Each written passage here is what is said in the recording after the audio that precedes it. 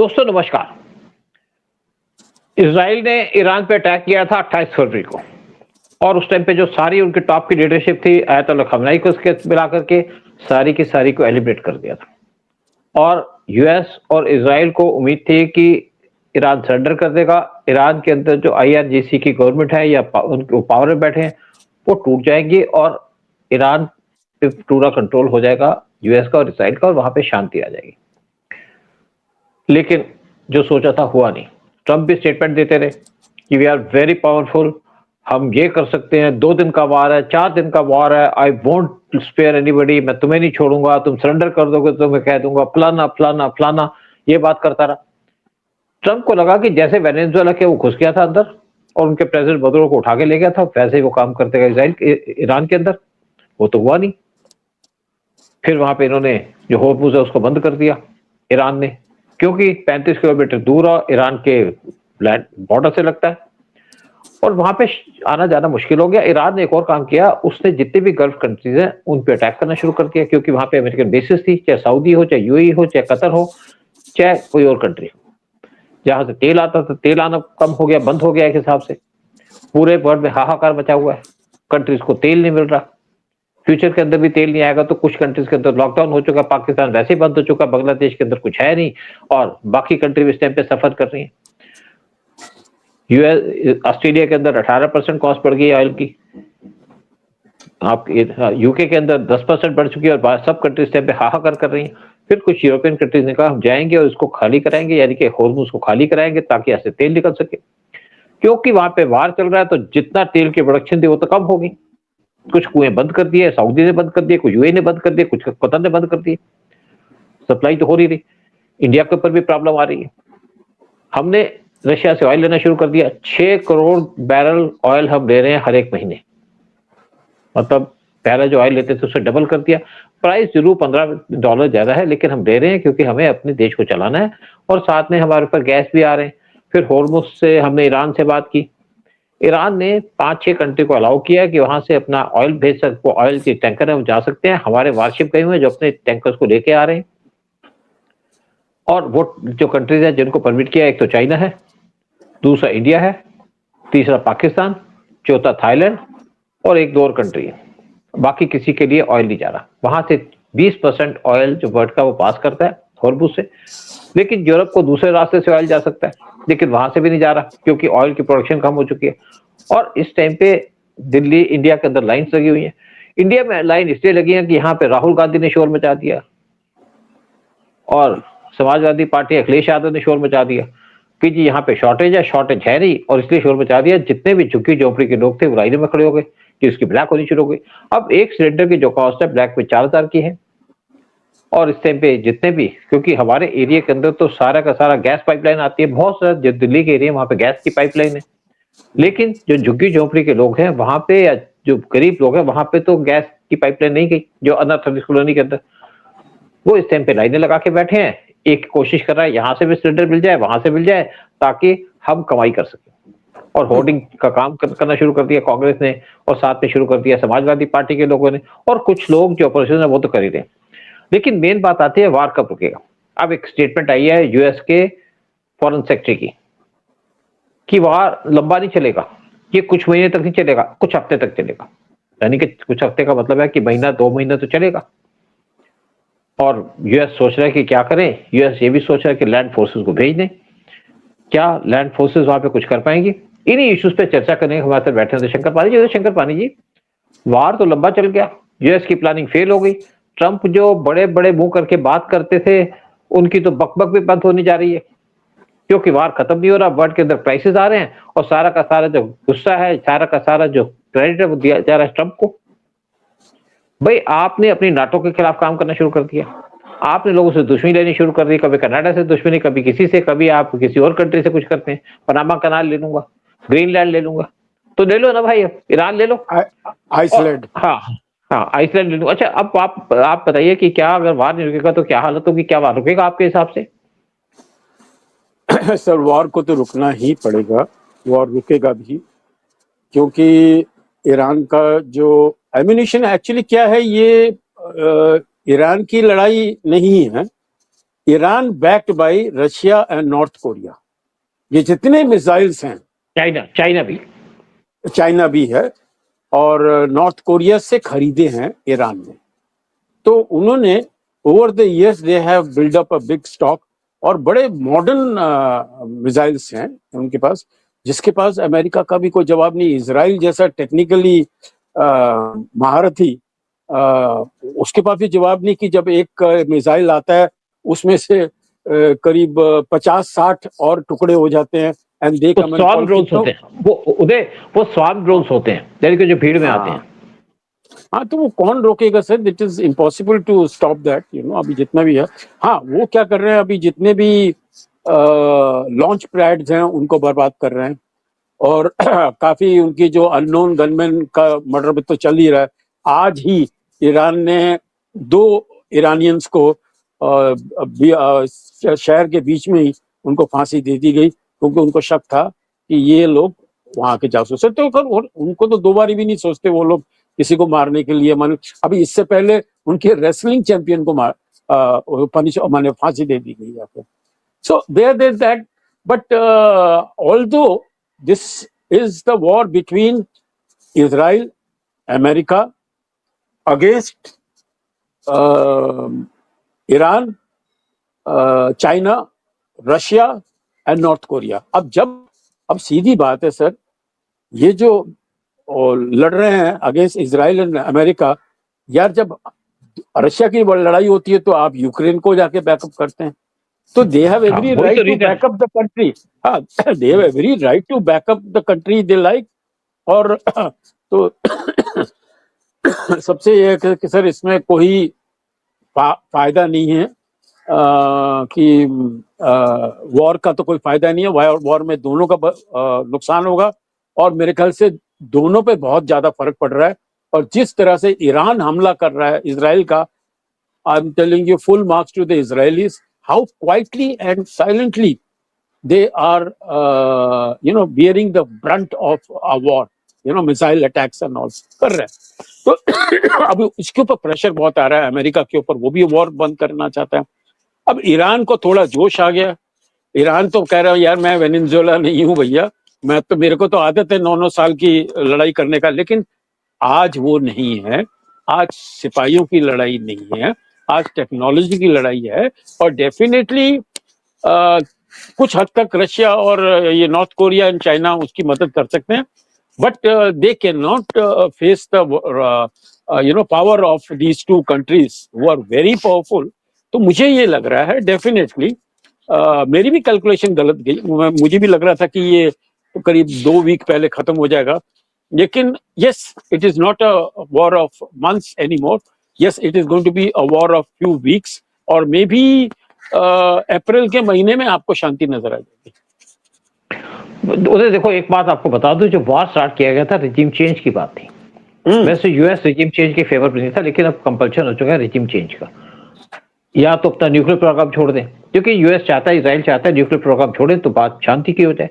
लेकिन बात यह आती है कि ये तो दिमाग उल्टा चलता है इनका। ईरानी जो रिजीम है वहां पे, IRGC वो तो अपनी पब्लिक की परवाह नहीं करते, फांसी किसी को भी दे देते हैं। जैसे हमने पहले भी कहा था, चीजें इतनी महंगी हो चुकी हैं। 2 रियाल का नान था जो आज 20,000 रियाल का बिक रहा है।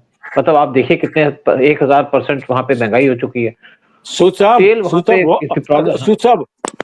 वॉर के पहले महंगाई हो गई थी वहां पर। हाँ, वार के पहले महंगाई।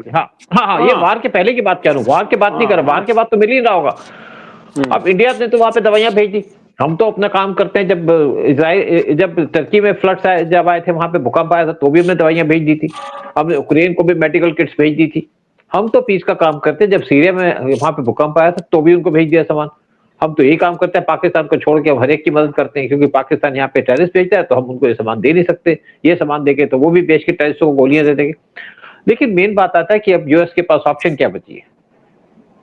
3 एयरक्राफ्ट कैरियर्स के घूम रहे हैं ईरान के आसपास, उससे भी फर्क नहीं पड़ रहा। देखिए, आपने कहा इसको सामान देता है। ईरान की कैपेसिटी है 10,000 ड्रोन पर मंथ बनाने की।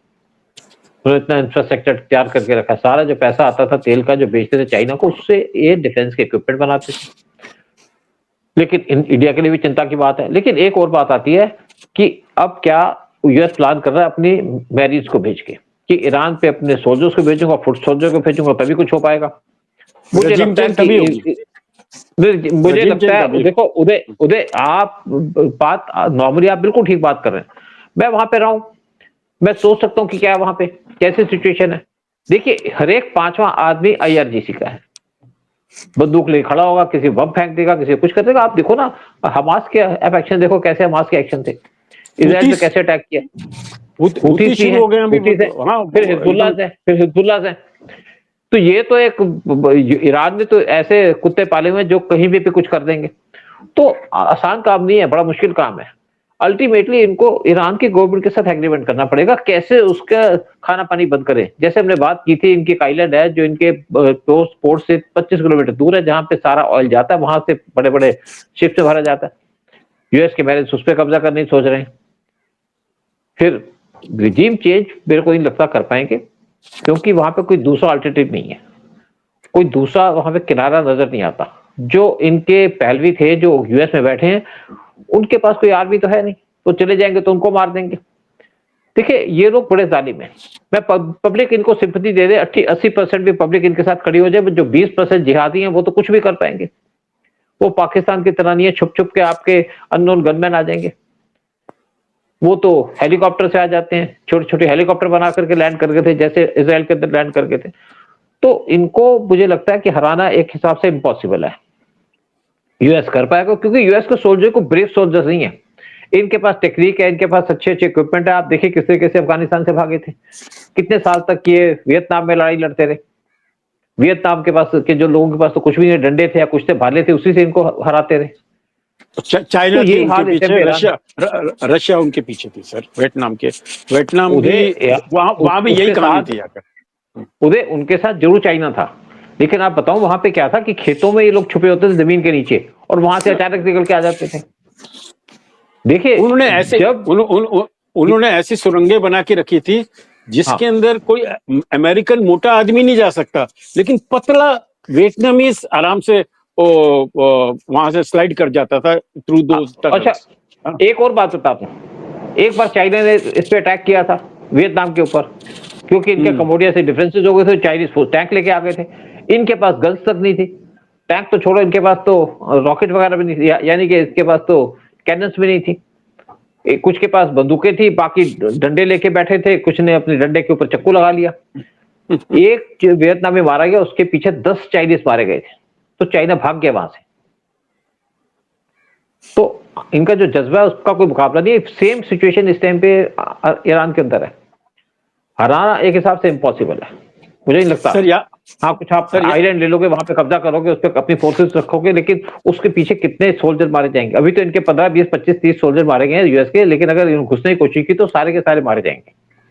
नहीं, हाँ। ऐसा नहीं सर। दे आर वेरी, वो जो American forces are very highly trained and ठीक है, अटैक होगा, कैजुअलिटीज होगी। उदय तो उदय देखो, आपको हाँ उदय आपको बता दूं, जब रशिया यूक्रेन वार स्टार्ट हुआ था, तो रशिया ने यूक्रेन की जो सिटी है वहां पे पूरे अपनी फोर्सेस को घेर लिया था, और उस पर कब्जा कर सकते थे उस टाइम पे। लेकिन रशिया यूक्रेन पे कब्जा नहीं करना चाहता। अगर कब्जा कर लेते तो वहां पे जगह लोग गलियों से इन पे गोलियां मारते। तो ये जो आपका पीछे से वार करना है, उससे बड़ा मुश्किल हो जाता है। जैसे आपके हमारे नॉर्थ ईस्ट के अंदर होता था, ये डायरेक्ट लड़ाई नहीं है, लड़ाई हो जाती है इनडायरेक्ट। आपका सोल्जर खड़ा है, पीछे से कोई गोली मार गया, पीछे से कोई बम मार गया। आजकल तो वही जमाना आ चुका है। तो इसलिए इनको डिफीट करना एक हिसाब से इम्पॉसिबल, और यूएस अपने सोल्जर को इस टाइम पे रिस्क में नहीं डाल सकता। तभी तो अफगानिस्तान में भागा इतने साल बैठने के बाद भी। सर यहाँ मैं खाली एक point before you finish the programme ये बताऊं कि अंधाधुंध ईरान इजराइल के रेसिडेंशियल एरियाज में मिसाइल्स फेंक रहे हैं, but it is not the same with Israel. Israel is only hitting the terrorists and the army installations and जो लॉन्च पैड्स हैं वहां पर अटैक कर रहा है. उसने अभी तक पब्लिक के ऊपर कोई गोली बमबारी नहीं की. ये world should take notice of that कि उन्होंने ये गलत नहीं है, लेकिन ईरान खुले आम उनके इजराइल के अंदर रेसिडेंशियल एरियाज में धनाधन अच्छा कुछ पता नहीं कहाँ के मिसाइल्स हैं. मैंने देखा कुछ वो 6 मिसाइल जा रहे हैं, उनके 2 नीचे हो गए. मतलब definitely they are not those classy missiles. वो डिफेक्टिव मुझे लगता है चाइनीज मिसाइल्स भेज दी हैं, जिसके अंदर एक दो तो इधर उधर हो जाते हैं। हाँ, उधर क्या है कि ये ड्रोन्स होते हैं नॉर्मली, जैसे स्वार्म ड्रोन्स हैं, एक ड्रोन से 10 ड्रोन निकल जाते हैं, एक इधर एक उधर, ऐसे करके चलता है। आजकल टेक्नोलॉजी चेंज हो चुकी है, वो सिचुएशन नहीं जो आप सोच रहे हो मिसाइल यहाँ वहां चली गई। जो हल्की मिसाइल थी वो तो आपके हमास के लोग बना रहे थे। सर अगली जो लड़ाई होगी ना, उसमें स्पेस से लड़ाई होने वाली है बता रहा हूं। वो वहाँ ये मिसाइल से भी नहीं, वो वहां आगे जाने वाले हैं, वो हिंदुस्तान उस पर मेहनत कर रहा है। आज आप पूरा वर्ल्ड देख रहा है, इंडिया ने ऑपरेशन सिंदूर के अंदर किस तरीके से पाकिस्तान के 4 दिन भी नहीं, पहले दिन में 9 इनके टेरर कैंप को डिस्ट्रॉय कर दिया। फिर पाकिस्तान से कहा जी अटैक नहीं करोगे तो हम भी कुछ नहीं करेंगे। पाकिस्तान ने ड्रोन भेजने शुरू कर दिए, मिसाइलें भेजने शुरू कर दी, हमने उनको रोका। फिर पाकिस्तान के 9 एयर बेसेस को डिस्ट्रॉय कर दिया सिर्फ 2-3 घंटों के अंदर। और आज लोग देख रहे हैं ऑपरेशन सिंदूर में इंडिया ने कैसे किया। इंडिया के पास 3 स्क्वाड्रन थी S-400 की, जो हमने 1918 में खरीदी थी, 2018 में खरीदी थी। 5 स्क्वाड्रन खरीदी थी, जिसमें से 3 हमारे पास थी, 2 आनी थी। अब 2 स्क्वाड्रन हमारे पास आ रही हैं। 5 स्क्वाड्रन इंडिया ने एक ऑर्डर प्लेस कर दिया रशिया के पास कि 5 हमको और चाहिए। फिर एक प्रोजेक्ट कुशा है, कुशा जिसके अंदर 3 टाइप के मिसाइल्स हैं। M1 उसकी रेंज है 150 किलोमीटर की, M2 उसकी रेंज है 200 से 250 किलोमीटर की, और M3 उसकी रेंज है 350 से 400 किलोमीटर की। ये एक तरीके से मेकओवर है S-500 का। उसके भी 5 रेजिमेंट्स इंडिया तैयार कर रहा है, और 2028 तक सारी की सारी रेजिमेंट्स हमारी आर्मी और एयरफोर्स के पास होंगी। हम अपनी तैयारी पूरे तरीके से कर रहे हैं। हमने पीछे एक डिस्कशन भी किया था कि अभी रिसेंटली $2.38 बिलियन का डिफेंस का एक प्रोक्योरमेंट का ऑर्डर प्लेस किया है, जिसके अंदर मिसाइलें होंगी, जिसके अंदर टैंक्स के एंटी टैंक सिस्टम होंगे, जिसके अंदर ड्रोन्स होंगे। तो बहुत सी चीजें इंडिया कर रहा है। इंडिया अपने आप को तैयार कर रहा है अगले वार के लिए, और हम काफी पीछे हैं। पीछे इसलिए कि जब यहाँ पे पिछली गवर्नमेंट थी, मनमोहन सिंह की गवर्नमेंट थी, उस टाइम पे कोई काम नहीं किया गया, और इसीलिए आज इंडिया पीछे। अगर उस टाइम पे काम किया जाता तो आज हम खड़े होते, तैयार होते पाकिस्तान पे कब्जा करने या पाकिस्तान को तोड़ने के ऊपर। लेकिन चलिए, देर आए दुरुस्त तो काम हो रहा है, देश की सुरक्षा के लिए काम हो रहा है, और यही पे प्रोग्राम खत्म करते हैं और एंड पे कहेंगे, जहां तक मैं सोचता हूँ कि वार कुछ हफ्ते चलेगा, लेकिन हो सकता है कुछ हफ्ते का मतलब है कि 1 महीना 2 महीने वो भी चल सकता है। और जब तक वार खत्म नहीं होगा तो यहाँ पे वर्ल्ड के अंदर ऐसे क्राइसिस आएंगे जो हमने पहले फेस नहीं किए होंगे। जैसे आपके आए थे जब यहाँ कोविड आया था, लॉकडाउन होंगे, जगह जगह लोगों को कहा जाएगा घर से काम करो। देखते क्या होता है, और यही उम्मीद करते हैं कि हमारी गवर्नमेंट तो कैपेबल है, किसी ना किसी तरीके से हैंडल करती रहेगी। अभी भी सामान मंगा रही है, लेकिन मुश्किल है, डिफिकल्टीज हैं। बात करेंगे। फिर आप क्या सोचते हैं कि क्या रशिया यूक्रेन वार भी खत्म हो जाए? तो मुझे लगता है कि रशिया यूक्रेन अगर वार खत्म होता है तो ईरान और इजराइल का वार भी खत्म होगा, और रशिया उसको सपोर्ट करना बंद कर देगा। ये जो गलती की है यूएस ने यहाँ पे रशिया यूक्रेन वार करा के, वो आज हम भुगत रहे हैं। सर जब यहाँ पर कोरोना हुआ, पूरे देशों की इकोनॉमी बर्बाद हो गई, देश बर्बाद हो गए, लेकिन एक देश था जिसकी इकोनॉमी बढ़ती गई multifold, and that is India's economy. वही हाल हो रहा है अभी वॉर के टाइम, जबकि दुनिया भर के अंदर तेल नहीं मिल रहा और महंगाई बढ़ती जा रही है। हिंदुस्तान में पहला कंट्री है जहां तेल उसने सस्ता किया है, जहां उसने ड्यूटी कमती कर दी है। So we should thank and trust our leadership, and there is nothing to worry. Everybody is doing their job. The leadership is taking care of India, और wonderful. I think यहाँ पर खाली एक अपील और कर देते हैं कि हमारे इस प्रोग्राम को लाइक करिए, शेयर करिए, और अगर कोई कमेंट है तो दीजिए, and help us to make better programmes. Sir जय हो भारत, जय हिंद, एंड वंदे मातरम।